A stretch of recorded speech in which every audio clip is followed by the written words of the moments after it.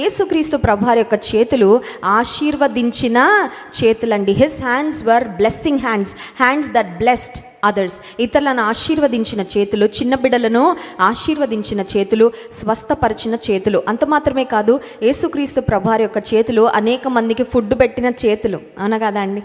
Food పెట్టిన చేతులు. 5 రొట్టెలు 2 చేపలు ఒక చిన్న బాలుడు ఇచ్చినప్పుడు శిష్యులు యేసుక్రీస్తు ప్రభు వద్దకు తీసుకుని రాగానే ఆయన ఆకాశం వైపు వాటిని ఎత్తి కృతజ్ఞతాస్తుతులు చెల్లించి, ఇప్పుడు వీటిని అందరికీ వడ్డించండి అని చెప్పినప్పుడు 5 రొట్టెలు 2 చేపలు మల్టిప్లై అయినాయి. యేసుక్రీస్తు ప్రభువారు అనేక వేల మంది యొక్క ఆకలి తీర్చినట్లుగా కూడా దేవుని వాక్యంలో మనం గమనిస్తాం. అంత మాత్రమే కాదు, హిస్ హ్యాండ్స్ వర్ హెల్పింగ్ హ్యాండ్స్. ఇతరులకు సహాయం చేయడానికి యేసయ్య చేతులు ఎప్పుడూ కట్టుకొనే లేవండి. కొన్నిసార్లు చూడండి, ఒక స్టేటస్లో ఒక మంచి పొజిషన్లో ఉంటే చేతులు కట్టుకొని ఉంటారు, ముందుకో వెనక్కో కట్టుకొని ఉంటారు. ఏంటంటే అది వాళ్ళ పొజిషన్ అన్నమాట. కొంతమంది అడుగు మీద చేయి పెట్టుకొని ఉంటారు. అంటే అర్థం ఏంటంటే నేను అన్నీ గమనిస్తున్నాను, నేను అన్నీ చూస్తున్నాను అన్నట్లుగా కొన్నిసార్లు చేతులతో సహాయం చేయగలిగి కూడా కొన్నిసార్లు సమ్టైమ్స్ వీ జస్ట్ విత్డ్రా. నేను చేయాల్సిన అవసరం లేదులే, అన్నిటిలో ఇన్వాల్వ్ అవ్వాల్సిన అవసరం లేదు, ఎవరో ఒకరు చేస్తారులే అన్నట్లుగా కొంతమంది చేతులతో చేయగలిగిన సహాయం కూడా చేయకుండా చేతులు వెనుకకు మరి త్రిప్పేవారు ఉంటారు. కానీ యేసుక్రీస్తు ప్రభువారి ఆయన జీవించిన కాలంలో మనం గమనించినట్లయితే his hands were always ready to help others. ఇతరులకు సహాయం చేయడానికి ఆయన చేతులు ఎప్పుడు కూడా సంసిద్ధంగానే ఉండేవి. అలాంటి శ్రేష్టమైన చేతులు మన దేవుడు అతి శ్రేష్ఠుడు కదండి. అతి శ్రేష్ఠుడు, అతి కాంక్షణీయుడు. ఈ ప్రపంచంలో బెస్ట్ హ్యాండ్స్ అంటూ ఏమైనా ఉన్నాయంటే ఎవరి హ్యాండ్స్ అవి? యేసయ్య చేతులు మాత్రమే. యేసయ్య చేతులకు మించిన శ్రేష్టమైన చేతులు ఏవి లేవు. కానీ యేసుక్రీస్తు ప్రభువారి యొక్క చేతులలో మన పాపముల నిమిత్తము ఏమైనాయి అని ఆలోచన చేసినట్లయితే ఆయన చేతులలో మేకులు దిగగొట్టబడ్డాయి. అది తోమ యేసుక్రీస్తు ప్రభువారు మరణాన్ని జయించి తిరిగి లేచిన తర్వాత ఆయన శిష్యులు ఒక గదిలో, మూయబడిన గదిలో ఉన్నప్పుడు యేసు ప్రభు వారికి ప్రత్యక్షమై వారితో మాట్లాడి వెళ్ళిపోయిన తర్వాత తోమ ఆ సమయంలో లేడు.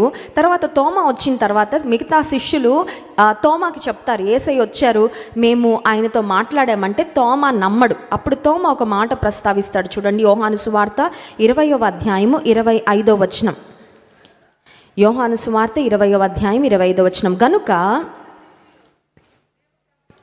గనుక తక్కిన శిష్యులు మేము ప్రభువును చూచితిమని అతనితో చెప్పగా అతడు, నేనాయన చేతులలో మేకుల గురుతును చూచి నా వ్రేలు ఆ మేకుల గురుతులో పెట్టి నా చేయి ఆయన ప్రక్కలో ఉంచితేనే కానీ నమ్మనని వారితో చెప్పెను. తోమాకి తెలుసు ఏమనంటే యేసుక్రీస్తు ప్రభువారి యొక్క చేతులలో మేకుల గురుతులు ఖచ్చితంగా. ఎంతకాలం అయింది ఆయన చేతుల్లో మేకులు? Few days. చూడండి, మనకి ఏదైనా ఒక మేజర్ సర్జరీ అయిందనుకోండి, ఒక ఆపరేషన్ అయిన తర్వాత దేహం మీద కొన్ని స్కార్స్ మిగిలిపోతాయి కదండి, కొన్ని మచ్చలు మిగిలిపోతాయి, లేదంటే కొన్ని గుర్తులు మిగిలిపోతాయి. అవి ఏంటంటే మనం గుర్తు చేస్తూ ఉంటాయి, నీకు ఒకప్పుడు ఇక్కడ ఒక డాక్టర్ సర్జరీ ఇక్కడ చేశారు. కొన్నిసార్లు చిన్నప్పుడు మనకి సైకిల్ తొక్కుతున్నప్పుడు నేర్చుకునే తొలి దినాల్లో తగిలిన దెబ్బలు, లేకపోతే పడినప్పుడు కొంతమందికి ఇక్కడ తగిలేస్తూ ఉంటుంది. అవి ఏంటంటే ఇవన్నీ స్వీట్ మెమరీస్ అనమాట. చిన్నప్పుడు తగిలిన గాయాల యొక్క గుర్తులు. ఇవి చూసుకున్నప్పుడు మనకి ఏం జ్ఞాపకం వస్తుందంటే పలానా సంవత్సరంలో పలానా సమయంలో అలా జరిగినప్పుడు నాకు అయిన గాయం. కొంతమందికి యాక్సిడెంట్స్ అవుతూ ఉంటాయి. యాక్సిడెంట్స్లో కూడా కొన్ని దెబ్బలు తగిలినప్పుడు డాక్టర్స్ కుట్లు వేస్తూ ఉంటారు. ఆ కుట్లు కూడా దేహం మీద ఏముంటాయంటే అవి గుర్తులు మిగిలిపోతాయి. ఇప్పుడు తోమా యేసుక్రీస్తు ప్రభువారిని గురించి చెప్తున్న మాట ఏంటంటే ఆయన చేతులలో మేకుల గురుతును చూచి నా వ్రేలు ఆ మేకుల గురుతులో పెట్టి ఆయన ప్రక్కలో ఉంచితేనే కానీ నేను నమ్మను. అంటే ఒక మాటలో చెప్పాలంటే అవిశ్వాసంతోనే మాట్లాడాడు. I want to see and only then I will believe. యేసుక్రీస్తు ప్రభువారి యొక్క చేతులలో గాయాలు ఉన్నాయి. రెండవదిగా మనం గమనించినట్లయితే యేసుక్రీస్తు ప్రభువారి యొక్క కాళ్ళు, ఆయన పాదాల గురించి మనం గమనిస్తే ఆయన పాదాలు చాలా సుందరమైన పాదాలండి. అవునా కాదండి? ఆయన పాదాలు చాలా సుందరమైన, కొన్నిసార్లు కొన్ని రకాలైన యాడ్స్ ఇస్తూ ఉంటారు. ఏం యాడ్స్ అంటే పలానా క్రీమ్ రాసుకోండి మీ కాళ్ళు చాలా అందంగా అయిపోతాయి. కాళ్ళకి కొంతమందికి క్రాక్స్ వస్తూ ఉంటాయి కదా, కొన్నిసార్లు కాళ్ళలో క్రాక్స్ వచ్చినప్పుడు మా ఆయింట్మెంట్ వాడండి, మా క్రీమ్ వాడండి, మీ కాళ్ళు పసిపిల్లల కాళ్ళులాగా కానీ బైబిల్ గ్రంథంలో వ్రాయబడిన మాట ఏంటంటే, సువార్త ప్రకటించు వారి పాదములు పర్వతముల మీద ఎంతో సుందరమైనవి అనే మాట. యేసుక్రీస్తు ప్రభువారి యొక్క పాదాలు చాలా సుందరమైన పాదాలు. ఎందుకంటే he has travel long distances on foot. ఆయన పడవల్లో ప్రయాణం చేశారు, ఆయన కాలి నడకన అనేక ప్రదేశాలు తిరిగారు. ఒక మాటలో చెప్పాలంటే రెస్ట్లెస్సే. నక్కలకు బొరియలున్నవి, ఆకాశ పక్షులకు గూళ్ళున్నవి, మనుష్య కుమారునికి తలవాల్చుకొనుటకైనను స్థలము. He went tirelessly from place to place. ఒక స్థలం నుండి ఇంకొక స్థలానికి, మరి ఒక మాటలో చెప్పాలంటే ఎంతో అలసి సొలసి యేసుక్రీస్తు ప్రభువారు ప్రయాణాలు చేశారు. కారణం ఏంటంటే his mind and his heart was always after the last. తప్పిపోయిన వారి గురించి, నరకానికి వెళ్తున్న వారిని రక్షించాలనే హృదయంతో, అనే మనసుతో, అనే గురితో యేసుక్రీస్తు ప్రభువారు అనేక ప్రాంతాలు తిరిగారు. ఆ ప్రాంతాల గురించి మనం 4 సువార్తల్లో కూడా గమనించగలం. ఇంకొక సంఘటన మనం ఆలోచన చేస్తే, యోహాను సువార్త 4వ అధ్యాయంలో యేసుక్రీస్తు ప్రభువారు సమరయ అనే ప్రాంతానికి వెళ్ళవలసి వచ్చిందనే మాట ఉంటుంది చూడండి. యోహాను సువార్త 4వ అధ్యాయం 4వ వచనం.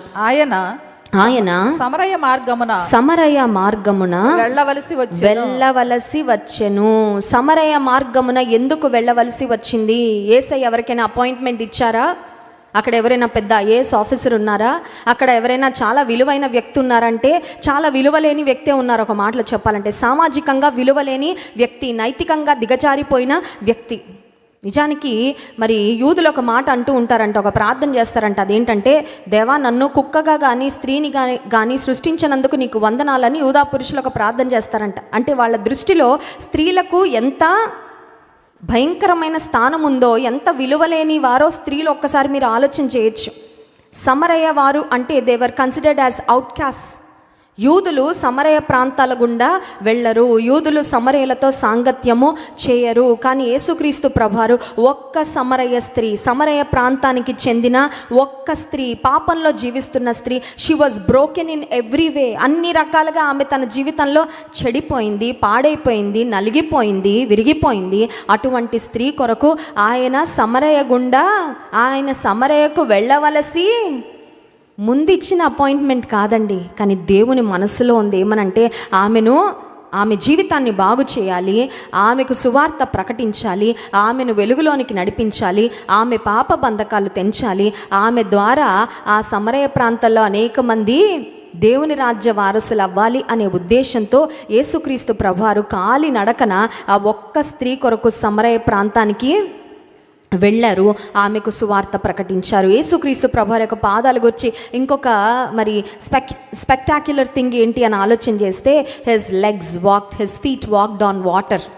ఎవ్వరు చేయలేనిది యేసుక్రీస్తు ప్రభువారి యొక్క పాదాలు ఒక్కటే చేసినది. ఇంకొక ప్రత్యేకమైన దయచేసి ఆ వెనకాల బాల్కనీ క్రింద కూడా లైట్స్ ఆన్ చేయండి. బాల్కనీ క్రింద కూడా లైట్స్ ఆన్ చేయండి. యేసుక్రీస్తు ప్రభువారు యొక్క పాదాలకు ఇంకొక ప్రత్యేకత ఏంటని ఆలోచన చేస్తే, ఆయన పాదాలు నీటి మీద నడిచే. దేవుని నామానికి మహిమ కలుగును గాక. హల్లెలూయా.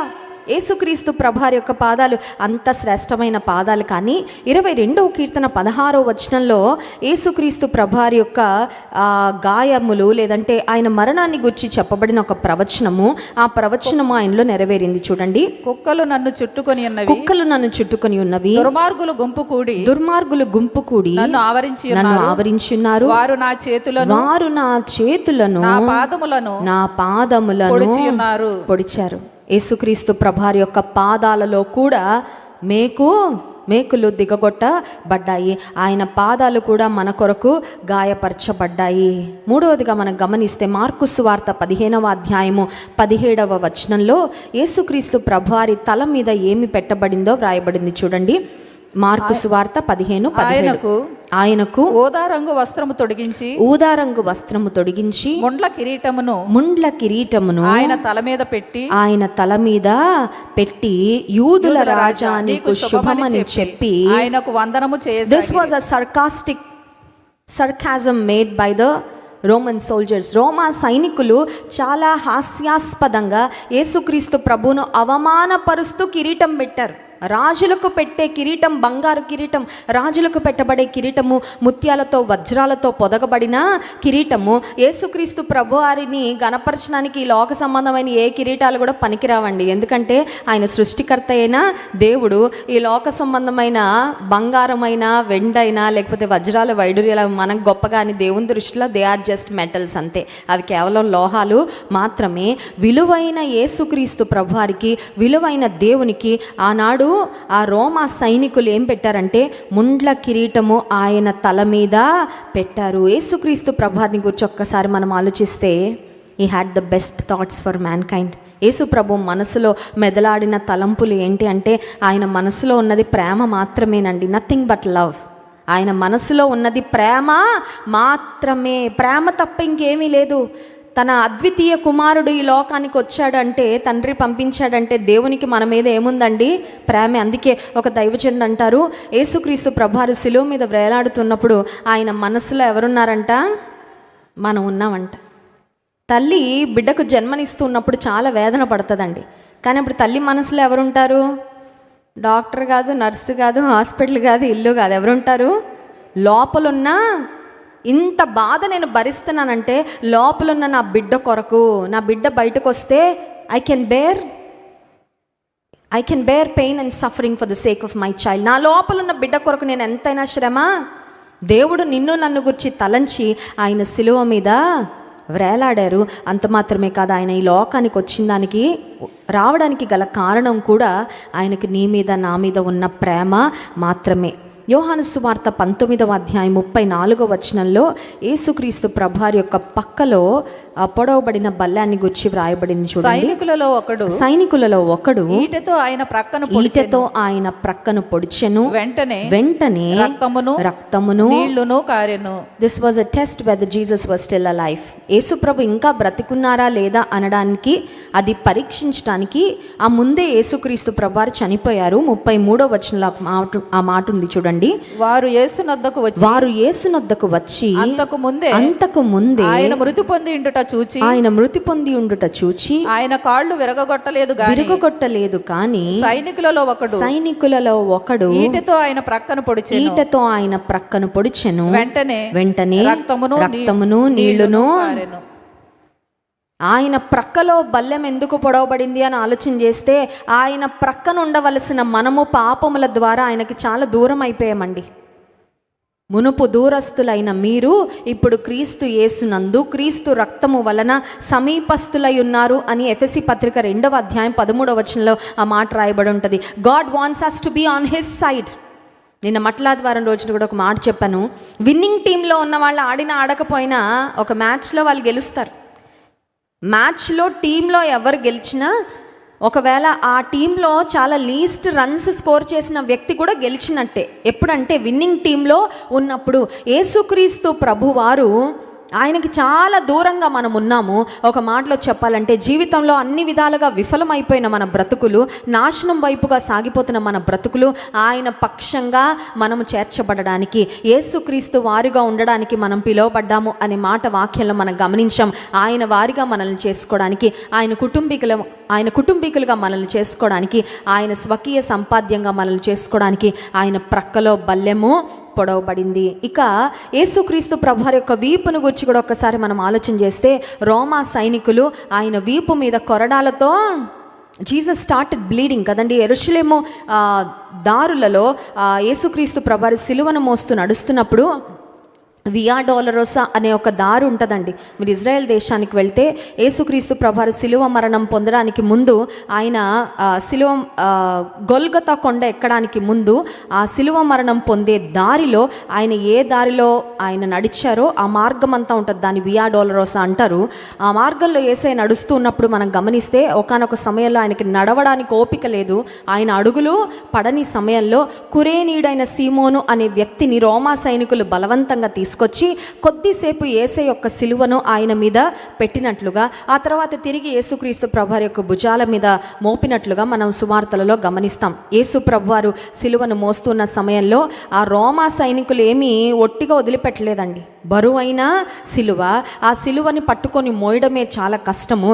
But they were lashing his back. యేసుక్రీస్తు ప్రభువారి యొక్క వీపును వారు కొరడాలతో కొడుతున్నారు.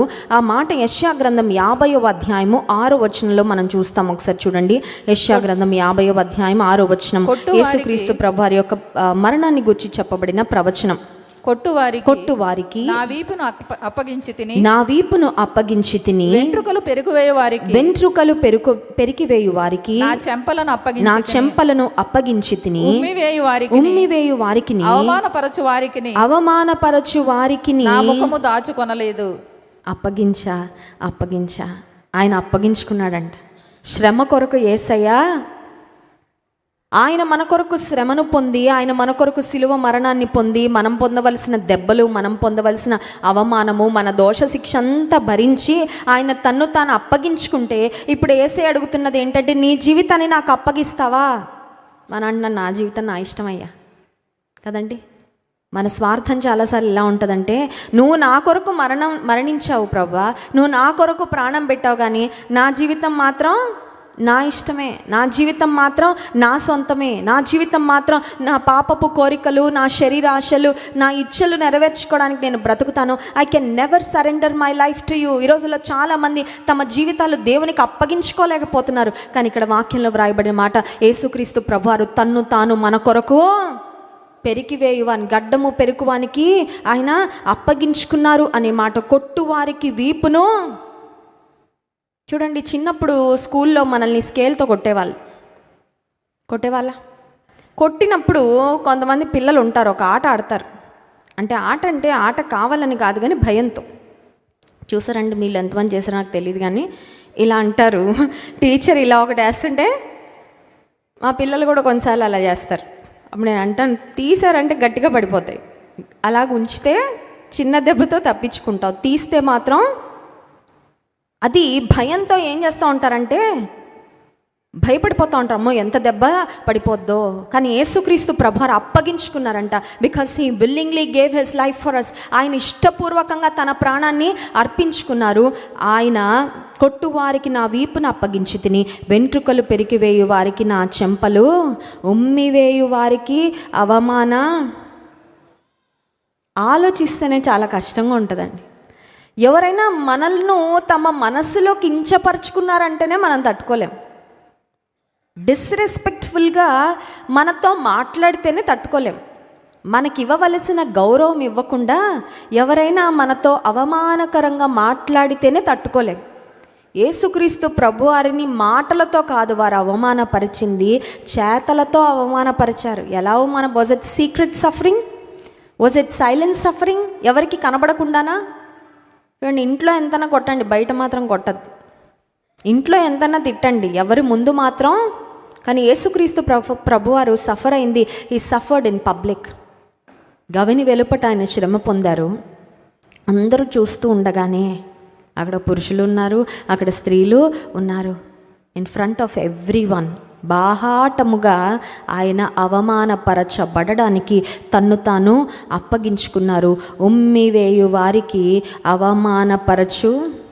ఒకసారి ఊహించగలరండి, ఆ రోమా సైనికులు గాండ్రించి ఉమ్ము వేస్తూ ఉంటే తుడుచుకోవడానికి కూడా అవకాశము, ఒక ప్రక్క బరువు అయిన కరకైన సిలువను మోస్తూ ఉంటే తుడుచుకోవడానికి ఎక్కడుంది అవకాశం? యేసుక్రీస్తు ప్రభువారు తన్ను తాను అప్పగించుకున్నారు. ఆయన వీపు దున్నబడింది. ఎందుకు ఇంత గాయాలు పొందారు యేసుక్రీస్తు ప్రభువారంటే, ఆయన గాయములలో నుండి స్రవించిన అమూల్యమైన నిర్దోషమైన రక్తము ద్వారా మన ప్రతి పాపాన్ని కడగాలని. చూడండి, 1 యోహాను పత్రిక 1వ అధ్యాయము 7వ వచనం. 1 యోహాను పత్రిక 1వ అధ్యాయము 7వ వచనం. అయితే ఆయన వెలుగులో ఉన్న ప్రకారము మనమును వెలుగులో నడిచిన ఎడల మనము అన్యోన్య సహవాసము గలవారమై యుందుము. అప్పుడు ఆయన కుమారుడైన యేసు రక్తము ప్రతి పాపము నుండి మనలను పవిత్రులనుగా చేయను. ఒకసారి స్తోత్రం చెప్దాం. హల్లెలూయా. ప్రతి పాపం అంట, ప్రతి పాపం. కొన్ని పాపాలు ఉంటాయండి, గవర్నమెంట్ వారు కూడా చట్టం కూడా వదిలిపెట్టదు, అలాంటి పాపాలు ఉంటాయి కదా. అందుకనే యావజ్జీవ కారాగార శిక్ష. కొన్నిసార్లు మనుషులు చేసే పాపాలు ఎలా ఉంటాయంటే ఖచ్చితంగా వీళ్ళని ఉరివేయాలి, ఉరి శిక్ష కూడా క్యాపిటల్ పనిష్మెంట్ అంటారు. అంటే కారణం ఏంటంటే వాడు చేసిన శిక్ష, ఆ వ్యక్తి చేసిన శిక్ష క్షమించరాని నేరము. కొన్నిసార్లు చట్టం క్షమించలేకపోవచ్చు, కొన్నిసార్లు ప్రభుత్వాలు క్షమించలేకపోవచ్చు, కొన్నిసార్లు మనుషులు క్షమించలేకపోవచ్చు, కానీ యేసయ్య క్షమించలేని పాపం ఏది లేదు. దేవునామానికి మహిమ కలుగును గాక. హల్లెలూయా. కొన్నిసార్లు కొంతమంది వ్యక్తులు భయంకరమైన తప్పు చేసిన తర్వాత వాళ్ళకు ఒక రకమైన గిల్ట్ వస్తుందండి. అంటే అపరాధ భావన వచ్చేసి నన్ను నేను క్షమించుకోలేకపోతున్నానని ఏం చేస్తూ ఉంటారంటే ఆత్మహత్య చేసుకుంటారు. ఫర్ ఎగ్జాంపుల్ ఇస్కరియోతు యూదాకు అదే జరిగింది. నిరపరాధి రక్తాన్ని నేను చిందించాను, I have done a mistake, చాలా పెద్ద పొరపాటు నేను చేశాను అనుకున్నాడు ఇస్కరియోతు యూదా. వెళ్ళి ఉరి పెట్టుకుని చనిపోయాడు. కొంతమంది నేటి దినాల్లో కూడా వార్తల్లో మనం చూస్తూ ఉంటే కొంతమంది ఏం చేస్తూ ఉంటారంటే తమ వారిని చంపేస్తారు. చంపిన తర్వాత అపరాధ భావం వస్తుంది. ఆ తర్వాత నన్ను నేను క్షమించుకోలేను అనుకుంటారేమో, తమ్మును తాము చంపుకుంటారు. దే ఎండ్ దేర్ లైఫ్, తమ ప్రాణాన్ని, తమ జీవితాన్ని వారు ముగించుకుంటారు. అయితే శుభవార్త ఏంటంటే ఈ రాత్రికాల సమయంలో యేసుక్రీస్తు ప్రభు వారి యొక్క రక్తము కడుగలేని పాపపు మరక, పాపపు డాగు ఏది, even if you are not in a position to forgive yourself, ఒకవేళ నువ్వు చేసిన తప్పును బట్టి నన్ను నేనే క్షమించుకోలేకపోతున్నానండి అన్న పరిస్థితి అయినా, మనం చేసిన ప్రతి పాపము మొదట దేవునికి విరోధంగా చేస్తున్నాము, ఆ తర్వాతే నువ్వు ఎవరికి విరోధంగా చేస్తున్నావో వారికి విరోధంగా చేస్తున్నాము అనేది మనం గుర్తుపెట్టుకోవాలి. అయితే ప్రభు క్షమించుటకు సిద్ధ మనసు కలిగిన వాడు. మనం ఒప్పుకుంటే, మన పాపములను మనం ఒప్పుకొనిన ఎడల ఆయన నమ్మదగిన వాడు, నీతిమంతుడు. ఒప్పుకుంటేనే క్షమాపణ, ఒప్పుకోకపోతే క్షమాపణ లేదు. ఒప్పుకోకపోతే క్షమాపణ నీ అకౌంట్లోనే ఉంటుంది పాపం. అర్థమవుతుందండి. కొన్నిసార్లు మనం ఏం చేస్తూ ఉంటామంటే పాపము చేస్తాము, ఒప్పుకోకుండా దాన్ని అలాగే కూర్చుకుంటూ ఉంటారు అనమాట. కొంతమంది ఏం చేస్తూ ఉంటారంటే ఆ పాపని ఏదో ఆస్తి కూడబెట్టుకున్నట్టు కూడబెట్టుకుంటూ ఉంటారు. ఆ పాపం ఏమైపోతూ ఉంటుందంటే రోజు రోజుకి నీకు భారంగా మారిపోయి నీ జీవితాన్ని నిత్య నాశనానికి నడిపిస్తుంది. నీవు నేను చేయాల్సింది ఒకటి, ప్రభు సన్నిధిలో ఒప్పుకుంటే ఆయన ప్రతి పాపాన్ని తన రక్తముతో కడిగి పవిత్రపరిచేవాడు. యేసుక్రీస్తు ప్రభువారు ఎందుకు గాయాలు పొందారంటే ఆయన గాయముల నుండి స్రవించిన రక్తముతో మన ప్రతి పాపాన్ని కడగాలని. దేవునామానికి మహిమ కలుగును గాక. హల్లెలూయా. రెండవదిగా యేసుక్రీస్తు ప్రభువారు ఎందుకు గాయపరచబడ్డారంటే మొదటి పేతురు పత్రిక 2వ అధ్యాయము 24వ వచనంలో ఒక మాట ఉంది చూడండి. మొదటి పేతురు పత్రిక 2వ అధ్యాయం 24వ వచనం. మనము పాపముల విషయమై చనిపోయి నీతి విషయమై జీవించినట్లు ఆయన తానే తన శరీరమందు మన పాపములను మ్రాను మీద మోసుకొనెను. ఆయన పొందిన గాయముల చేత మీరు స్వస్థత నొందితిరి. దేవునామానికి మహిమ కలుగును గాక. హల్లెలూయా. ఆయన గాయాలు ఎందుకు పొందాడంటే మనల్ని స్వస్థత పొందడానికి. మనకి స్వస్థత లేదు, ఆత్మీయంగా మనకి స్వస్థత లేదు, శారీరకంగా. ఎవరైనా పర్ఫెక్ట్ హెల్త్తో ఉన్న వాళ్ళు ఎవరైనా ఉన్నారండి ఇక్కడ? అసలు ఏ హెల్త్ ప్రాబ్లము, బహుశా నీకు అలా అనిపించవచ్చు కానీ లోపల ఏదో దాగుండొచ్చు, అవును కదండి. మానవ దేహంలో శిరస్సు నుంచి పాదం వరకు ఏదో ఒక అనారోగ్యం, ఏదో ఒక బలహీనత, ఏదో ఒక రోగము, ఏదో ఒకటి. ప్రాబబ్లీ నువ్వు అంత పట్టించుకోవట్లేదేమో కొన్నిసార్లు. కొంతమంది లాస్ట్ స్టేజ్ దాకా తెలుసుకోరు, ఏంటంటే ఇది ఏదో నీరసంలే, ఇదేదో బలహీనతలే, ఇదేదో అనారోగ్యాలు అను. కొంతమంది మెడికల్ చెకప్కే వెళ్ళరు, ఎందుకంటే చెకప్కి వెళ్తే ఏమేమి రిపోర్ట్లు వచ్చేస్తాయో, ఏమేమి వార్తలు వినాల్సి వస్తుందో అని అసలు వెళ్ళను కూడా. అది ఇంకా ప్రమాదం అండి. It's good to get checked. సంవత్సరానికి ఒకసారి మాస్టర్ హెల్త్ చెకప్ చేయించుకోవడం మంచిది, ఎందుకంటే మన ఆరోగ్య స్థితి ఏంటో మనం తెలుసుకోవడానికి. అయితే యేసుక్రీస్తు ప్రభువారు ఎందుకు గాయపరచబడ్డారంటే ఆయన పొందిన దెబ్బల చేత మనకు స్వస్థత. అంటే ఆయన రక్తంలో మనకి కేవలం పాపం నుండి విముక్తే కాదు కానీ స్వస్థత కూడా లభిస్తుంది. దేవుని నామానికి మహిమ కలుగును గాక. హల్లెలూయా.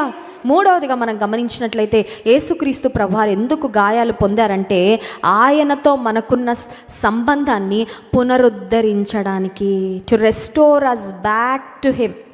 అసలు దేవుని ఆశ మనందరి పక్షంగా ఏదైనా ఒకటి ఉంది అంటే మనం ఆయనకి దగ్గరగా ఉండాలని, అంతే అండి, నథింగ్ ఎల్స్. చాలాసార్లు చూడండి, పిల్లల విషయంలో మనకి చాలా ఆశలు ఉంటాయి.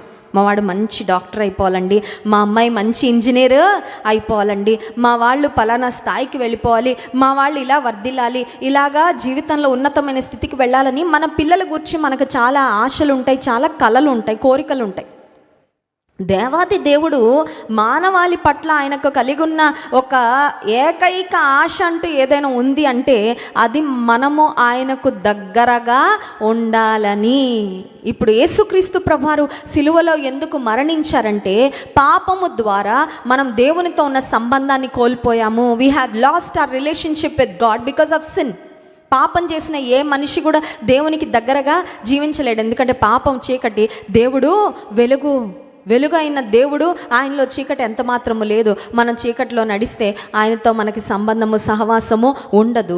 కానీ యేసుక్రీస్తు ప్రభువారు ఎందుకు సిలువలో మరణించారంటే to restore us morally, to restore us spiritually. నైతికంగా దిగజారిపోయిన మనిషిని తిరిగి ఆయనకు దగ్గరగా చేర్చుకోవడానికి, ఆత్మీయంగా పడిపోయిన మనిషిని తిరిగి ఆయనకు దగ్గరగా చేసుకొని మనల్ని పునరుద్ధరించడానికి. యెషయా గ్రంథం 1వ అధ్యాయము 5-6 వచనాలలో అసలు మనుషుల యొక్క పరిస్థితి ఏంటి అనేది చాలా స్పష్టంగా వ్రాయబడింది.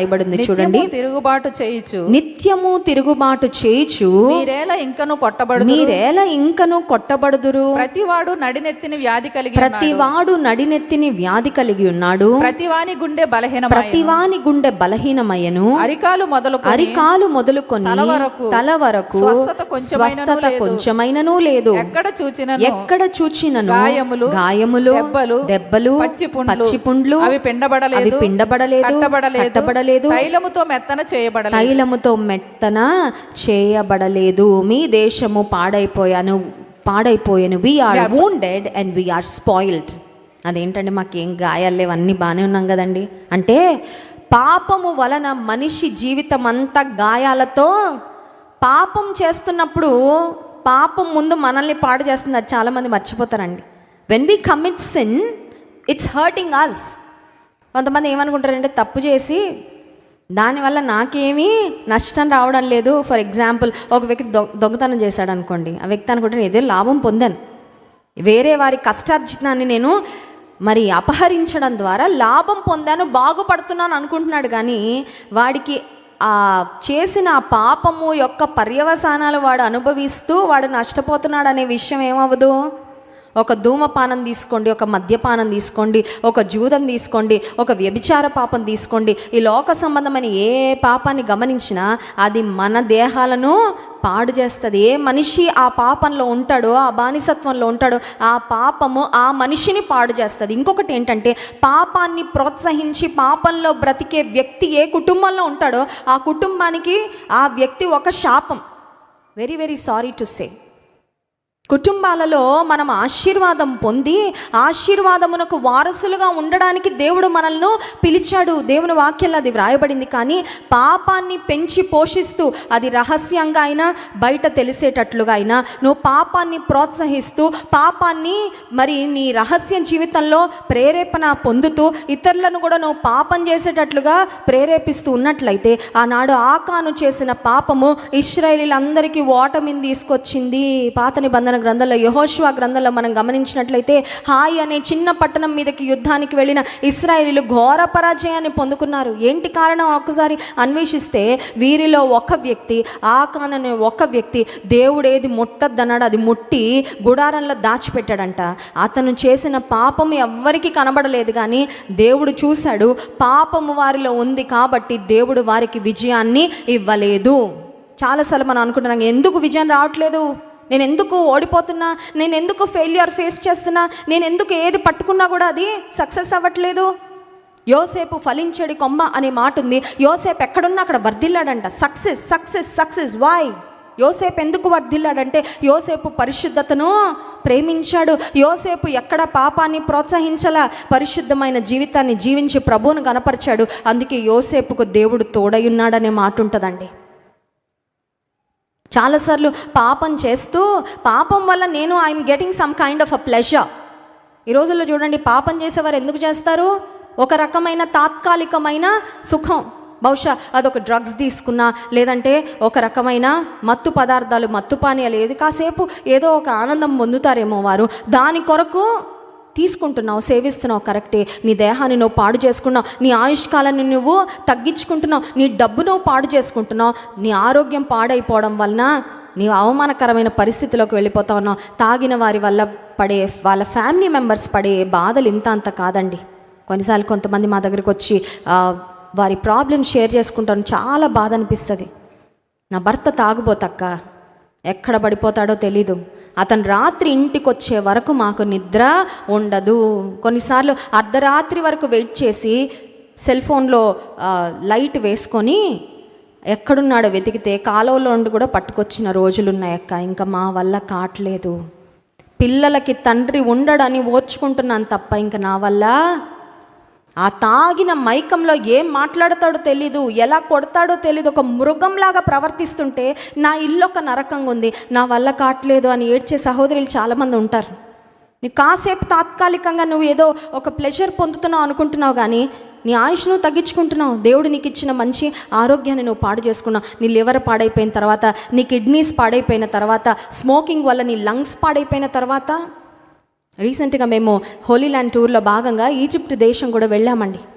ఆడోళ్ళు కూడా ఎంత విచ్చల విడిగా స్మోక్ చేస్తున్నారు, గొప్పగా ఫీల్ అవుతున్నారండి. స్మోకింగ్ చేస్తూ, యాక్టివ్ స్మోకింగ్ వల్ల వాళ్ళ లంగ్స్ పాడవుతాయి. ఆ స్మోక్ పీల్చినందుకు ప్యాసివ్ స్మోకింగ్ వల్ల మనలాంటి వాళ్ళ పక్క నుండి వెళ్తాం కదా, ఆ ఇంట్లో ఒక వ్యక్తి స్మోకర్ అయితే అతను పీల్చే కాలుష్యపు గాలి వలన మిగతా ఫ్యామిలీ మెంబర్స్ ఆరోగ్యం కూడా ఎఫెక్ట్ అవుతా ఉంది. నువ్వు అనుకుంటున్నావు I'm getting some kind of an enjoyment, some kind of a pleasure, but you are hurting yourself. దేహము నిండా గాయాలు, పచ్చిపుండ్లు, అరికాలు మొదలుకొని తల వరకు స్వస్థత కొంచెమైనా, దేహమంతా పాడైపోయింది. ఇప్పుడు యేసుక్రీస్తు ప్రభువారు ఎందుకు గాయాలు పొందారంటే ఆయన పొందిన దెబ్బల చేత మనకు స్వస్థత. ఎంత గొప్ప దేవుడండి. మన రోగాలు, మన పాపమంతా తీసేసుకొని మీరు హాయిగా, I want to see you healed, మీరు స్వస్థత పొందిన వారిగా ఉండాలని నేను ఆశపడుతున్నా. అది దేవుని యొక్క మనసు. దేవుని నామానికి మహిమ కలుగును గాక. హల్లెలూయా. డాక్టర్స్ వాళ్ళ దగ్గర అడ్మిట్ అయ్యి మంచి హెల్త్తో పేషెంట్ డిశ్చార్జ్ అయ్యి వెళ్తూ ఉన్నప్పుడు ఎంత హ్యాపీ ఫీల్ అవుతారండి. నేను ఇచ్చిన ట్రీట్మెంట్ బాగా బ్రతికి ప్రాణాలతో బయటపడ్డారు, ఎంత సంతోషపడతారు. పరమ వైద్యుడైన దేవుడు కూడా పాప రోగంలో, పాపపు జబ్బుతో ఎవరూ నిత్య నరకాగ్నికి వెళ్ళడం ఆయనకి ఇష్టం లేదు. పాప రోగం వలన దేహం నిండా పచ్చిపుళ్లతో ఎవరూ సఫర్ అవ్వడం దేవునికి ఇష్టంలా. అంత ప్రేమ కలిగిన దేవుడు ఆయన గాయాలు ఎందుకు పొందాడంటే, నువ్వు అరికాలు మొదలుకొని నడినెత్తి వరకు పాప రోగం నుండి విడుదల పొంది క్షేమముతో, ఆరోగ్యముతో నేను ఉండాలని దేవుని యొక్క ఆశ. దేవుని నామానికి మహిమ కలుగును గాక. How does God wants to see his children? దేవుడు ఎలా చూడాలనుకుంటున్నాడు? మనం మన పిల్లల్ని ఎలా చూడాలనుకుంటున్నామండి? చక్కగా కదా, కాకి పిల్ల కాకికి ముద్దు. మన పిల్లలు ఎలా ఉన్నా మనకి ఎలా కనబడతారు? ప్రపంచం మొత్తంలో మా అబ్బాయేనండి అందగాడు, ప్రపంచం మొత్తంలో మా అమ్మాయే, ఇంకా ఆ తర్వాత ఇంకెవరైనా అన్నట్లు ఫీల్ అవుతాం. ఎందుకంటే మన బిడ్డలంటే మనకున్న ప్రేమ అలాంటిది. అయితే దేవుడు తన బిడ్డలను ఎలా చూడాలనుకుంటున్నాడంటే, he cannot see us with the wounds of sin. పాపము వలన మనకైన గాయాలతో, పుళ్ళతో, దెబ్బలతో, బ్యాండేజీలతో మనల్ని చూడడం ఆయనకి ఇష్టం లేదండి. అర్థం చేసుకోండి ఒకసారి మాట. Try to visualise it. ఒకసారి మీ మనసులో ఊహాత్మకంగా ఒకసారి చూడడానికి ప్రయత్నం చేయండి. ఆయన గాయాలు ఎందుకు పొందాడంటే, నా గాయాలు మాన్పడానికి ఆయన గాయాలు పొందాడు. దేవుని నామానికి మహిమ కలుగును గాక. హల్లెలూయా. ఇప్పుడు యేసుక్రీస్తు ప్రభువారి యొక్క చేతులలో గాయాలు, ఆయన కాళ్ళలో గాయాలు, ఆయన ప్రక్కలో గాయము, ఆయన తలలో ముండ్ల కిరీటము, ఆయన వీపు దున్నబడింది. ఎందుకు అని ఆలోచన చేస్తే, మన చేతులను ఆయన ఎలా చూడాలనుకుంటున్నాడో ఒకసారి మనం ఆలోచన చేయాలి. How does God wants to see our hands? మన చేతులు ఎలా ఉండాలని దేవుడు చూడండి. మన పిల్లలు ఏదైనా మురికిగా చేతులుండి కంగారుగా డైనింగ్ టేబుల్ దగ్గర వచ్చి కూర్చున్నారనుకోండి, ఏమంటాం? అన్నం పెట్టను ముందెళ్ళి కదండి. మనం ఏమంటాం? First wash your hands. చేతులు ముందు కడుక్కొని. ఇప్పుడు పరలోకపు తండ్రి మన చేతులను ఎలా చూడాలనుకుంటున్నారంటే, ఎఫెసీ పత్రిక 2వ అధ్యాయము 10వ వచనం చూడండి. ఎఫెసీ పత్రిక 2వ అధ్యాయం 10వ వచనం. మరియు వాటి యందు మనము నడుచుకొనవలెనని వాటి యందు మనము నడుచుకొనవలెనని దేవుడు ముందుగా సిద్ధపరిచిన సత్క్రియలు చేయుటకై మనము క్రీస్తు యేసునందు సృష్టింపబడిన వారమై ఆయన చేసిన పని అయి ఉన్నాము. ఆయన చేతులతో మనల్ని చేశాడంట. మనిషిని దేవుడు ఎలా చేశాడండి? మెషిన్లో పెట్టి చేయలా, మెషిన్లో పెట్టి కమౌట్ అన్నాడండి? అనలే. సృష్టినంతా మాటతో చేశాడు, మనల్ని మాత్రం ఎలా చేశాడు? చూడండి, కొన్నిసార్లు కొంతమంది ఇంటికి వెళ్ళినప్పుడు నేనే చేశాను బ్రదర్, ఇది నా చేతులతో. మనకి ఎవరైనా బాగా ప్రేమ ఉంటే మనం ఎలా చేస్తాం? చేతుల ఆర్డర్ చేయడము, కొన్నిసార్లు ఆర్డర్ చేయడం కూడా తక్కువ అంచనా వేయకూడదు. దాని వెనకాల కూడా చాలా ఖర్చు, చాలా శ్రమ. బట్ కొన్నిసార్లు చేతులతో చేసామంటే అర్థం ఏంటంటే చాలా శ్రమ, చాలా ఇంట్రెస్ట్, చాలా పర్సనల్. ఇప్పుడు దేవుని చేతి పని అంట, ఇంగ్లీష్ బైబిల్లో ఉంటుంది, వీఆర్ గాడ్స్ హ్యాండీ వర్క్. ఆయన చేతులతో మనల్ని చేశాడు. ఇప్పుడు మన చేతులతో మనం ఏం చేయాలంటే సత్క్రియలు చేయాలని. దేవుని నామానికి మహిమ కలుగును గాక. హల్లెలూయా. పనులు చేయాలి. ఏం పనులు? సత్క్రియలు, మంచి పనులు, గుడ్ వర్క్స్. మనం మంచి పనులు చేయాలి. హెబ్రీ పత్రిక 10వ అధ్యాయము 25వ వచనంలో కూడా ఒక మాట ఉంది చూడండి. హెబ్రీ పత్రిక 10వ అధ్యాయము 25వ వచనం. కొందరు మానుకొనుచున్నట్టుగా సమాజముగా కూడుట మానక ఒకనికొకడు హెచ్చరించుచు ఆ దినము సమీపించుట మీరు చూచిన కొలది మరి ఎక్కువగా అలాగు చేయుచు ప్రేమ చూపుటకు సత్కార్యములు చేయుటకును ఒకనినొకడు పురికొల్పవలెనని ఆలోచింతము. ప్రేమ చూపుటకు సత్కార్యములు, ఇవి రెండు చాలా ఇంపార్టెంట్. రక్షణ పొందిన వారము ప్రేమ చూపాలంట. ప్రేమ మాటల్లో చెప్పడం కాదు, కొన్నిసార్లు మాటల్లో చెప్పడం కూడా కష్టమే. ప్రేమగా మాట్లాడి చూడండి. ఒక చాక్లెట్ చుట్టూ ఈగలు ఉన్నట్టు మీ చుట్టే ఉంటారు అందరూ. ఎప్పుడు ప్రేమగా మాట్లాడి, ప్రేమ కలిగిన మాటలు కూడా కరువైపోతున్నాయండి ఈ రోజుల్లో. ఆప్యాయంగా ప్రేమగా పలకరించే వాళ్ళు కూడా ఎవరి లైఫ్లో వాళ్ళు నోరు తెరిచి మాట్లాడితే ఆ మాటలు యాటిట్యూడ్ చూపించే మాటలు, తీర్పు తీర్చే మాటలు, లేకపోతే ఇంకేదో రకమైన ఉద్దేశాలతో మాట్లాడే మాటలు. ప్రేమ చూపుట, ప్రేమ మాటల్లోనే కాదు చేతల్లో కూడా చూపించాలి. ప్రేమ చూపుట యందు సత్కార్యములు చేయుటకు ఏం చేయాలంట? ఒకరినొకరు. చూడండి, ఇంట్లో ఒకరు ఏదైనా ఒక మంచి పని చేద్దాం అనుకుంటే మిగతా వాళ్ళందరూ ఏం చేస్తారంటే ఆపండి. ఇప్పుడు మీరు ఏదైనా ఎవరికైనా హెల్ప్ చేద్దాం అనుకుంటాను, ఇంట్లో పిల్లలు విన్నారు, మమ్మీ ఆ డబ్బులు అలాగిచ్చేస్తాం, మాకివ్వు, మాకు లేవనుకుంటున్నావా ఖర్చులు, మాకు అవసరం లేదనుకుంటున్నావా పాకెట్ మనీ.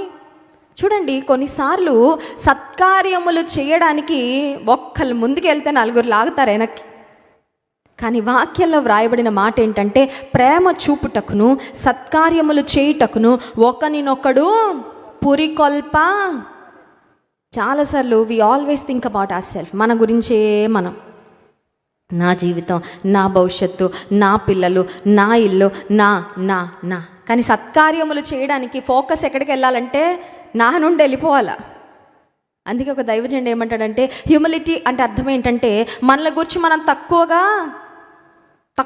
నీచంగా ఆలోచించుకోవడం కాదు, కానీ మన గురించి తక్కువగా ఆలోచించి ఇతరుల గురించి ఎక్కువగా ఆలోచించడం అంట. ఇతరుల గురించి ఎక్కువగా వాళ్ళ పరిస్థితులు ఏంటో, వాళ్ళ అవసరత ఏంటో, వాళ్ళు ఎలాంటి సమస్యల్లో ఉన్నారో, focusing less on I and more on others. నా మీద దృష్టి నిలపడం కన్నా ఇతరుల మీద ఎక్కువగా ఆలోచన చేయడము. ప్రేమ చూపుట యందు సత్క్రియలు చేయుటకు ఒకనినొకడు పురికొల్పవలెను. యేసయ్య చేతుల్లో ఎందుకు గాయాలయ్యాయంటే మన చేతులు ఇతరులను ఆదరించే చేతులుగా ఉండాలని, ఇతరులకు సహాయం చేసే చేతులుగా ఉండాలని, ఇతరులను ఓదార్చే చేతులుగా ఉండాలని, సత్క్రియలు చేసే చేతులుగా ఉండాలని. 1 పేతురు పత్రిక 2వ అధ్యాయం 12వ వచనం కూడా ఒకసారి చదువుదాం చూడండి. మొదటి పేతురు పత్రిక 2వ అధ్యాయం 12వ వచనం. అన్యజనులు అన్యజనులు మిమ్మును ఏ విషయములో మిమ్మును ఏ విషయములో దుర్మార్గులను దూషింతురో ఆ విషయములో వారు వారు మీ సత్క్రియలను చూచి వాటిని బట్టి దర్శన దినమున దేవుని మహిమపరచునట్లు వారి మధ్యను మంచి ప్రవర్తన గలవారై ఉండవలెనని మిమ్మును బతిమాలు కొనుచున్నాను. మనుషులు మన సత్క్రియలు చూసి దేవుని మహిమపరచే చూపించుకోవాలని చేయడం కాదు, హార్ట్ఫుల్గా చేస్తూ ఉంటే నీవు చేసే సత్క్రియలు ఇతరులకు కూడా చాలా సాక్షార్థంగా అవి అబ్బా దేవుని ప్రేమను ఇంతగా చూపిస్తున్నారా వీళ్ళు, మేము కూడా ఏదో ఒకటి చేయాలి. కొన్నిసార్లు ఇతరులను మన మాదిరికరమైన జీవితం ద్వారా మనము పురికొల్పగలము. అంత మాత్రమే కాదు, మన సత్క్రియలు ఇతరులు చూసినప్పుడు అన్యజనులు ఏ విషయములో మిమ్మును దుర్మార్గులని కొంతమంది చూడండి ఎప్పుడు వెతుకుతూ ఉంటారు. కళ్ళలో దూలం పెట్టుకుంటారు కానీ ఎదుటివారి కళ్ళలో ఏం వెతుకుతూ ఉంటారు? Always with the magnifying glass. ఎప్పుడు కూడా భూతద్దం పట్టుకొని తిరుగుతా. ఏ భూతద్దం అంటే ఎదుటి వారిలో ఏం తప్పు దొరుకుతుందా, ఏమని దూషిద్దామా, ఏమని బ్లేమ్ చేద్దామా, ఏమని వాళ్ళని బ్యాడ్ చేద్దామా, అలాంటి వారు భూతద్దం పెట్టి వెతికినప్పుడు నీ సత్క్రియలు వారికి కనబడితే వారు దేవుని మహిమపరుస్తారంట. దేవుని నామానికి మహిమ కలుగును గాక. అంటే నిజంగా దేవుని ప్రేమను మన హృదయాల్లో కలిగి ఉండి ఆయన ప్రేమను మన క్రియల్లో చూపిస్తూ ఉన్నప్పుడు నీ జీవితాన్ని ఎంత శోధించినా వాళ్ళకి మంచిగా కనబడుతుంది కానీ వాళ్ళకి చెడు కనబడదు. దేవుని నామానికి మహిమ కలుగును గాక. హల్లెలూయా. దేవుడు మన చేతులు అట్టి చేతులుగా ఉండాలని కోరుకుంటున్నారు. రెండవదిగా మన పాదాల పరిస్థితి ఏంటి అని ఒకసారి మనం ఆలోచిస్తే ప్రతి మనిషి దేవుని దగ్గరకు రాకముందు మన కాళ్ళు ఏంటి అంటే యెషయా గ్రంథం 53వ అధ్యాయము 6వ వచనంలో ఒక మాట ఉంది చూడండి. యెషయా గ్రంథం 53వ అధ్యాయము 6వ వచనం. మనమందరమును గొర్రెల వలె త్రోవ తప్పిపోతిమి, మనలో ప్రతివాడును తనకిష్టమైన త్రోవకు తొలిగెను. మన పరిస్థితి ఏంటంటే అందరూ త్రోవ తప్పిపోయే, ఏ భేదమును లేదు, అందరూ పాపము చేసి దేవుడు అనుగ్రహించు మహిమను పొందలేకపోతున్నారు. ఏ కులమైనా, ఏ మతమైనా, ఏ జాతైనా, ఎంత చదివినా, పైకి రూపం ఎలా ఉన్నా, ఏ ప్రాంతానికి చెందిన వారైనా అందరూ త్రోవ తప్పే.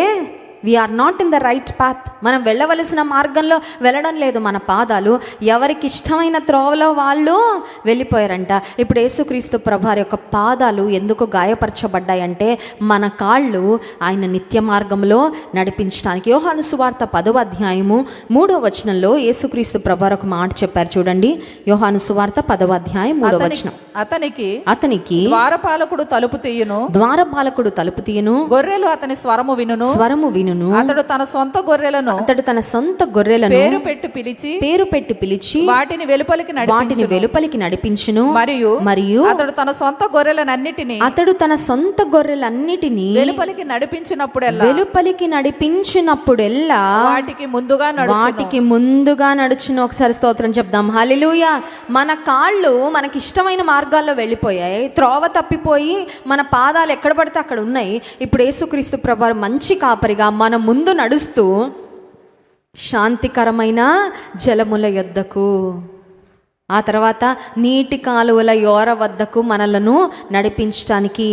8వ వచనం కూడా ఒకసారి చూడండి. గొర్రెలు పోవు ద్వారమును నేనే, నాకు ముందు వచ్చిన వారందరూ దొంగలను దోచుకొని వారునై ఉన్నారు. గొర్రెలు వారి స్వరము వినలేదు. నేనే ద్వారమును, నా ద్వారా ఎవడైనా లోపల ప్రవేశించిన ఎడల వాడు రక్షింపబడిన లోపలికి పోవచ్చు, బయటికి వచ్చు. ఒకసారి స్తోత్రం చెప్దామండి. హల్లెలూయా. He is the door. Yesu Kristu ప్రభువారు చెప్పిన ఐ యామ్ అనే statements, Yesayya I am the way, I am the truth, I am the life, I am the light అని ఆయన చాలా మాటలు చెప్పారు. I am the resurrection, I am the life, పునరుత్థానము, జీవము నేనే మార్గము, నేనే సత్యము, నేనే జీవము, ఇలాంటి మాటలు చాలా యేసయ్య చెప్పారు. వాటిలో ఇదొక స్టేట్మెంట్. ద్వారమును, గొర్రెలు పోవు ద్వారమును, మీరు ఇంకెక్కడికి వెళ్ళక్కర్లా. If you have found Christ you have reached your destination. Yesayya దగ్గరికి మీరు వచ్చారంటే మీరు సరైన చోటికే. ఇంకా మీరు మళ్ళీ ఏం కన్ఫ్యూజన్ అక్కర్లా, ఇంకెటు అటు ఇటు ఏం తిరగాల్సిన అవసరము. You have reached your destination and you are blessed to be there. ఆయన దగ్గరికి చేరుకున్నారు అంటే మీరు ఆశీర్వదించబడిన వారే. ఎందుకంటే నిత్య జీవానికి దారి ఆయనే, పరలోకానికి మార్గము ఆయనే. అందుకే యేసయ్య చెప్పిన మాట, గొర్రెలు పోవు ద్వారమును. ఇప్పుడు ఎవరైనా మన దగ్గరకు వచ్చారనుకోండి, మనం చేసిన సత్క్రియలు చూసి, మన మంచి జీవితాన్ని చూసి ఎవరైనా ఇంప్రెస్ అయ్యి మన దగ్గరకు వస్తే మనం ఏం చెప్పాలంటే, ద్వారము యేసయ్యా, ఐఎమ్ నాట్ ద డెస్టినేషన్. మనందరికీ డెస్టినేషన్ ఎవరండి? యేసుక్రీస్తు ప్రభువారని. మన దగ్గరకు వచ్చిన వారిని మనం ఎవరి దగ్గరకు నడిపించాలి? ప్రభు దగ్గరకు నడిపించాలి. యేసుక్రీస్తు ప్రభువారు చెప్పిన మాట అదే, గొర్రెలు పోవు ద్వారమును నేనే, నేను వాటికి ముందుగా నడుస్తా. యేసయ్య ఈ లోకంలో జీవించిన కాలంలో అన్ని విషయాల్లో ఆయన మనకు మాదిరి ఉంచారండి. He is an example to us in everything. అన్ని విషయాలలో ఆయన మన కొరకు మాదిరి ఉంచి, ఒకవేళ దేవుడు పరలోకంలో ఉండి, నేను మిమ్మల్ని చాలా ప్రేమిస్తున్నాను, పరిశుద్ధంగా జీవించండి, మీ శత్రువులను క్షమించండి, మిమ్మల్ని హింసించే వారి కొరకు ప్రార్థన చేయండి, ప్రేమ కలిగి ఉండండి, దయ కలిగి ఉండండి, జాలి కలిగి ఉండండి, ఇతరులకు సహాయం చేయండి, ఇలాంటి మాటలన్నీ దేవుడు పరలోకంలో ఉండి చెప్పుంటే మనలాంటి వాళ్ళం ఏమనే వాళ్ళం అంటే, పరలోకంలో ఉండి చెప్పడం చాలా ఈజీ యేసయ్య, ఈ భూమి మీదకి వచ్చి చేయడం చాలా. మౌంట్ ఎవరెస్ట్ చాలామంది ఎక్కారు కాబట్టి మిగతా ఎక్కే వాళ్ళకి ఏమొస్తుందండి? ధైర్యం వస్తుంది. ఎక్కి అక్కడ జెండా పాతి ఫోటోలు దిగి మళ్ళీ ప్రాణాలతో వెనక్కొచ్చి ప్రభుత్వాలు ఇచ్చే మంచి పారితోషికాలు చాలామంది తీసుకుంటున్నారంటే మనకి కూడా హోప్ ఉంది, మనం కూడా వెళ్తే మళ్ళీ ప్రాణంతో వెనక్కి రావచ్చని ధైర్యంగా. కానీ ఫస్ట్ పర్సన్ వెళ్ళిన వారు మాత్రం ఖచ్చితంగా గొప్పవారే. ఎందుకంటే వాళ్ళు లైఫ్ రిస్క్ చేసి అందరికన్నా ముందు ఒక బాట వేసి, ఇప్పుడు యేసుక్రీస్తు ప్రభువారు ఈ భూమి మీదకి వచ్చి ఆయన మనవలే జీవించి, ఎలా జీవించాలో మనకు మాదిరి ఉంచి ఆయన అడుగుజాడలు విడిచిపెట్టి వెళ్ళారు. కాబట్టి ఇంకా మనకి ఏం ఎక్స్క్యూజు? చాలా కష్టమయ్యా అంటే కష్టమేం కాదు, నేను చేశాను కదా. ఆయన మనిషిగా ఈ లోకానికి వచ్చి మనందరికన్నా ఎక్కువ ద్వేషం ఆయన భరించారు, మనందరికన్నా ఎక్కువ మరి గాయాలు ఆయన పొందారు, మనందరికన్నా ఎక్కువ కృతజ్ఞతారాహిత్యం అంటే అన్గ్రాటిట్యూడ్ అనేది యేసుక్రీస్తు ప్రభువారే పొందారు. అవన్నీ పొంది కూడా ఆయనే క్షమిస్తే నేను క్షమించడం పెద్ద గొప్పేమి? నాకు చాలా లోతైన గాయం అయిందయ్యా అంటే నాకంటేనా అని అడుగుతారు యేసయ్య.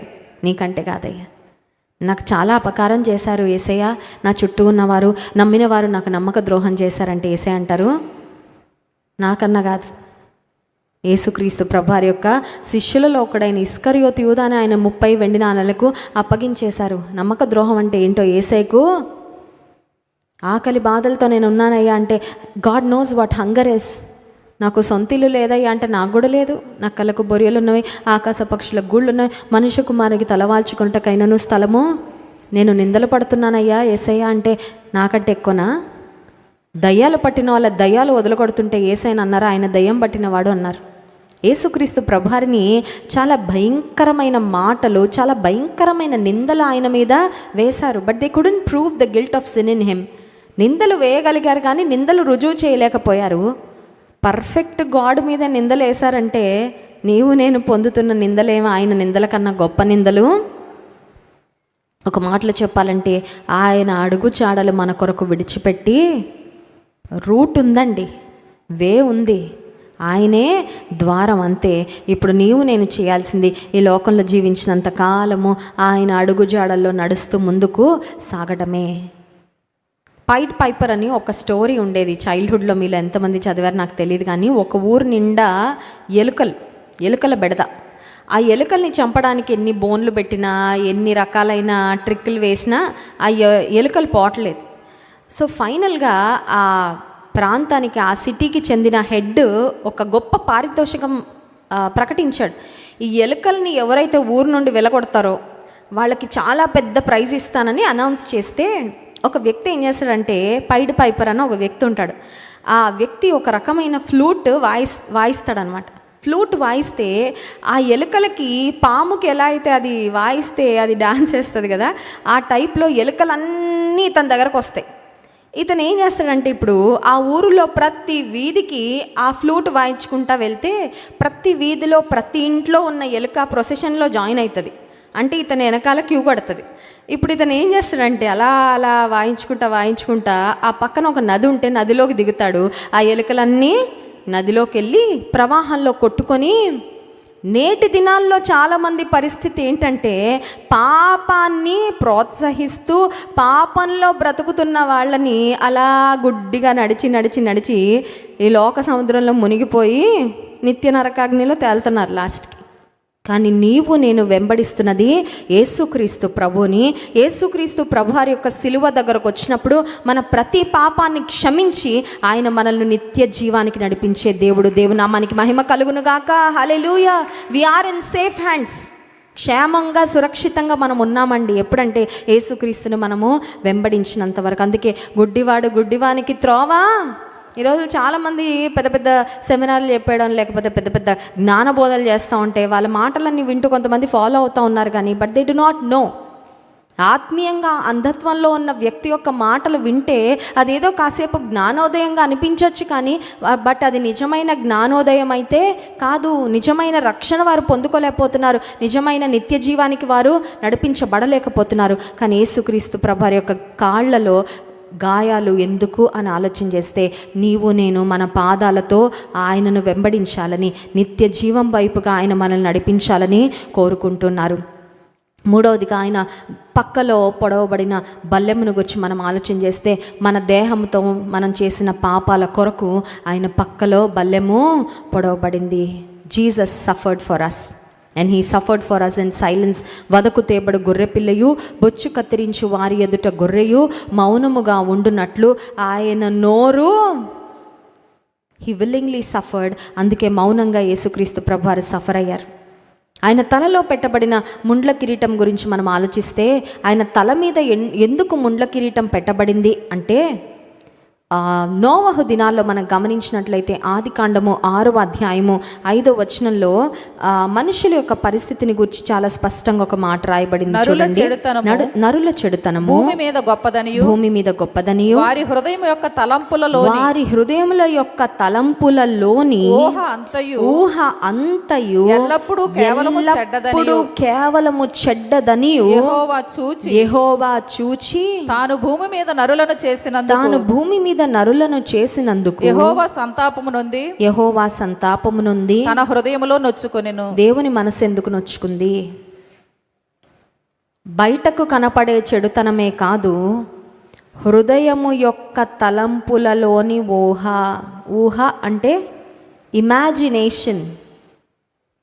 Sometimes we don't do sin, we don't commit sin, but we imagine. అవునా కాదండి? ఒకసారి ఆలోచన చేయండి. ఊహల్లో తప్పు, ఊహల్లో తేలాడడం అంటారు కదా, ఫ్లైట్ ఎక్కినట్టు ఊహించుకోవడం పొరపాటేం లేదు.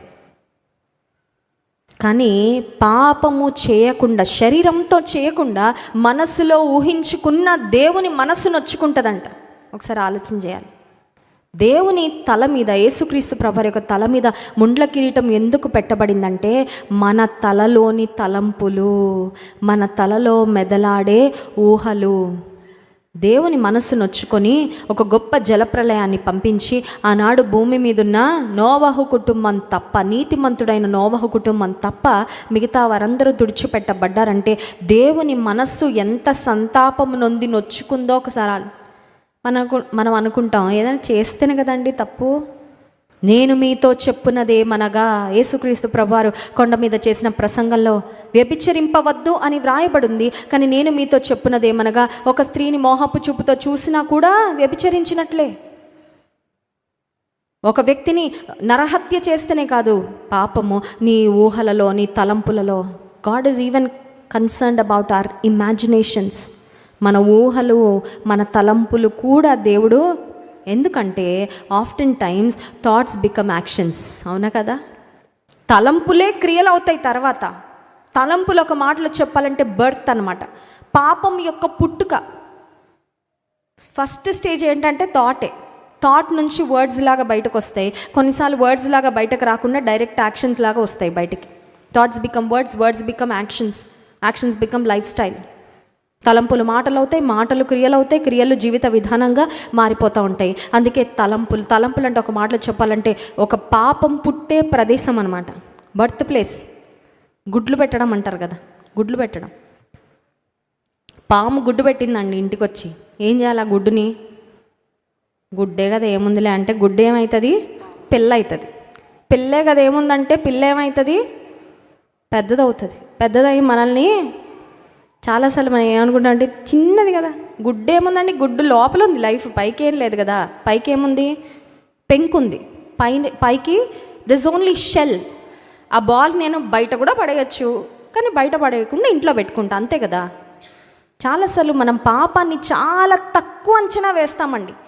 ఆ పాపం వచ్చి మనల్ని కాటేసేదాకా ఏం చేస్తామండి?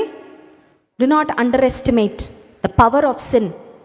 పాపము శక్తి ఎంత భయంకరమైనదంటే యేసయ్య సిలువలో మేకులతో దిగగొట్టబడింది మన పాపముల కొరకే. అంటే పాపాన్ని తక్కువ అంచనా వేయడానికి వీలు లేదు. పాపానికి జీతం వస్తుంది. నెలంతా పనిచేసి ఎందుకోసం పనిచేస్తాం? శాలరీ డే అందరూ ఎదురు చూస్తాం కదా. మిగతా రోజులన్నీ కంప్లైంట్ చేస్తూ ఉంటాం ఎంప్లాయీస్, ఏ బాస్ అట్లా, ఈ పని ఇట్లా, అది ఇది అని. శాలరీ డే నో కంప్లైంట్స్ కదా. జీతం పడిందని మెసేజ్ వస్తుంది బ్యాంక్ నుండి, ఆ రోజు ముఖాలు వెలిగిపోతూ ఉంటాయి. నో కంప్లైంట్స్ ఆ రోజు, ఎందుకంటే జీతం వచ్చింది. పాపానికి జీతం ఎవరికి వద్దనుకుంటారు కానీ వస్తుంది, జీతం అకౌంట్లో పడుతుంది. పడుతుందా? పడుతుంది. బైబిల్లో రాయబడింది కదా, పాపమునకు జీతము మరణము. కానీ యేసుక్రీస్తు ప్రభువారు ఆ జీతాన్ని ఆయన తీసుకున్నాడండి. ఆయన తీసుకున్నాడు మన కొరకు.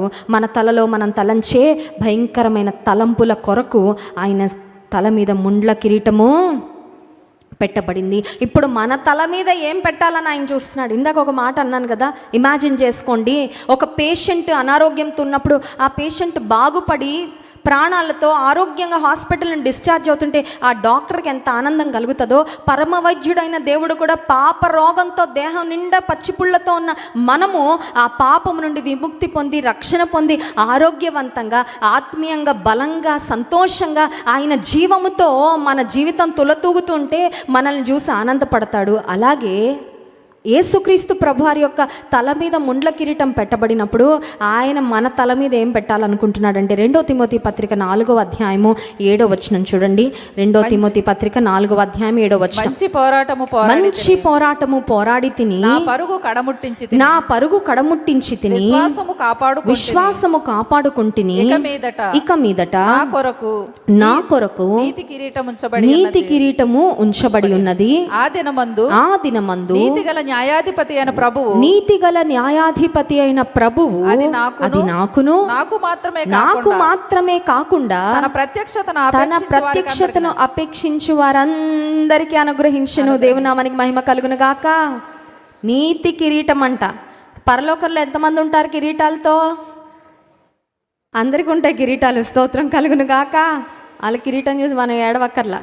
వాళ్ళ కిరీటం చూసి అబ్బా నాకు కూడా ఉంటే, వాళ్ళకి వచ్చేసింది ఫస్ట్ ప్రైజ్. నాకు మిస్ యూనివర్స్ మిస్ వరల్డ్ పోటీల్లో ఒకరికే పెడతారండి కిరీటం.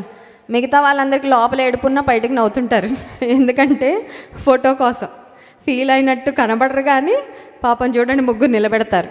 ద విన్నర్ ఈజ్ అనగానే ఏం మధ్యలో వాళ్ళ ముఖం వెలిగిపోతూ ఉంటుంది. పక్క వాళ్ళది కూడా పాపం నవ్వుతారు కానీ రియల్ కాదు. ఎందుకంటే పాపం వాళ్ళు ఐ విష్ ఆ కిరీటం మీద నాకు పడి ఉంటే బాగుండేది కదా.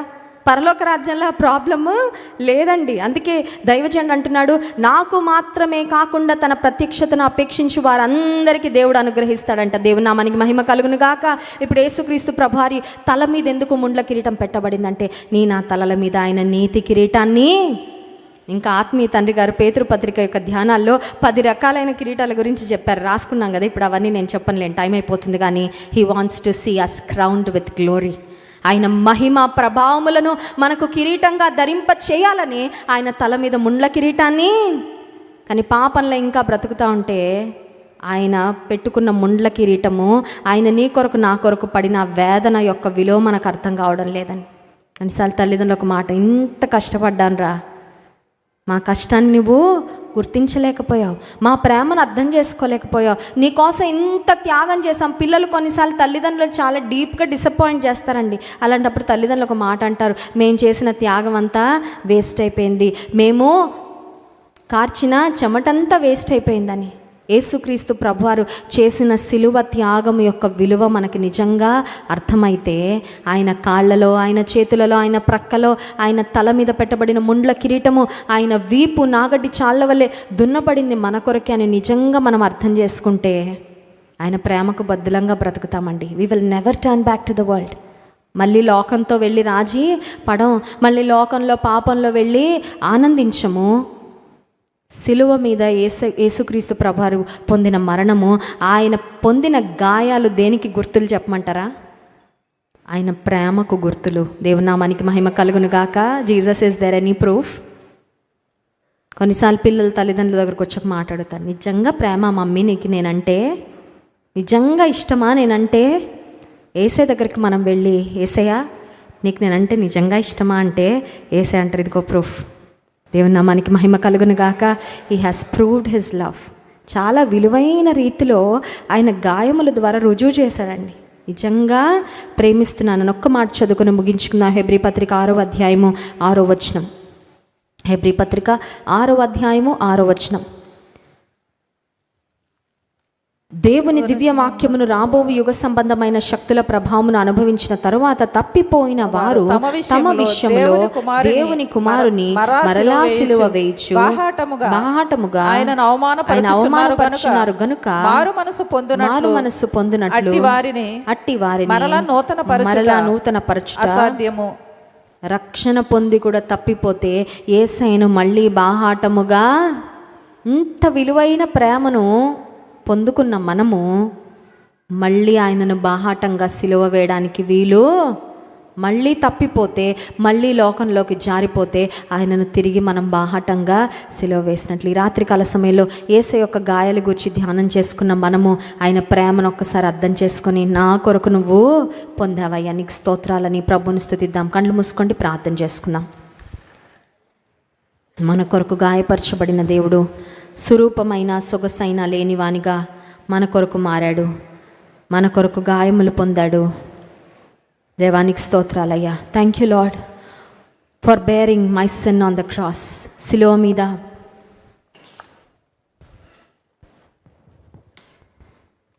అవకాశం ఉన్న వారు మోకరించండి.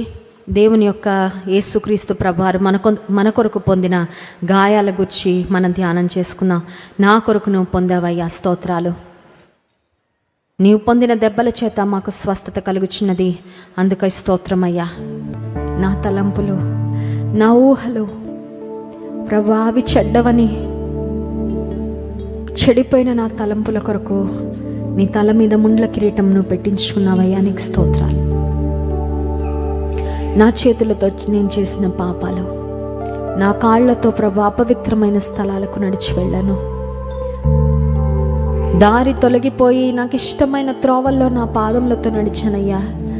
నా నడకను బాగు చేయడానికి ప్రభువా, నా అడుగులు సరైన మార్గంలో, నీ మార్గంలో నడిపించడానికి నీ కాళ్లలో మేకులు దిగ్గొట్టించుకున్నావయ్యా, నీకు స్తోత్రం.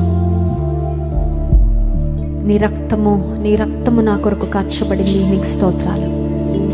ఎంత ప్రేమ అయ్యా, ఎంత ప్రేమ.